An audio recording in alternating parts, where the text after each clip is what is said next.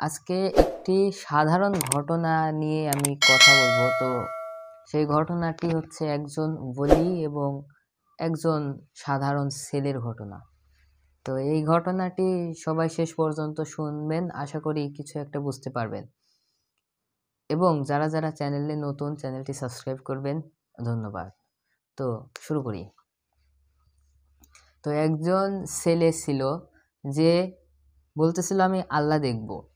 তো সে আল্লাহ দেখার জন্য এতটাই পাগল হয়ে গেল যে খাওয়া দাওয়া বাদ দিয়ে আল্লাহ দেখার জন্য সে বিভিন্ন জায়গায় গেল, মসজিদে, এমনকি বিভিন্ন ধরনের উপাসনা কেন্দ্রতে গেল, অনেক ধরনের জায়গায় গেল। তো সে এভাবে ঘুরতে ঘুরতে ঘুরতে ঘুরতে এক পর্যায়ে একজন দরবেশ দরবেশ ওলি বা বাবা তার খোঁজ পেল।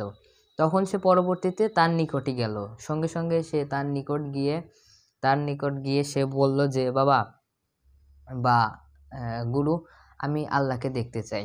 তখন তার গুরু বা সেই সাধু তাকে বলল, তুমি কি সত্যি আল্লাহকে দেখতে চাও? তখন সে বলল, হ্যাঁ, অবশ্যই আমি আল্লাহকে দেখতে চাই। তো যখন সে বলল যে আমি আল্লাহকে দেখবই, তখন গুরু বলল যে আল্লাহকে দেখার তো পর্যায়ে তুমি এখনো যাওনি। তখন সে বলল আমি আল্লাহকে দেখবই, এবং কথা কাটাকাটি চলতে চলতে কথাটি এমন এক পর্যায়ে চলে গেল যে সে বলল, যদি আপনি আমাকে আল্লাহকে না দেখাতে পারেন তাহলে আমি আপনার সামনে আত্মহত্যা করব। তো যখন এ পর্যায়ে চলে গেল তখন সাধু বা গুরু তাকে বলল যে তুমি আগামীকাল বিকালে বা অমুক টাইমে আসো। তো পরবর্তী দিনে সে ওই টাইমে আসলো, সাধু বাবাকে পেল না, সে চলে গেল। এবং পরবর্তী দিন আবার ওই টাইমে সে সাধু বাবাকে পেল এবং সেই সাধু তাকে অন্য আর একটি টাইম দিল। তো এরকম করতে করতে অনেক দিন যাওয়ার পরে সেই লোকটি ভাবতে লাগলো যে সেই সাধুটি হয়তো মিথ্যুক বা প্রতারক। তখন একদিন সে রাগান্বিতভাবে সেই সাধুর নিকট আসতেছিল এবং সেই সাধুটি গোসল করতেছিল, নদীতে নেমে গোসল করতেছিল।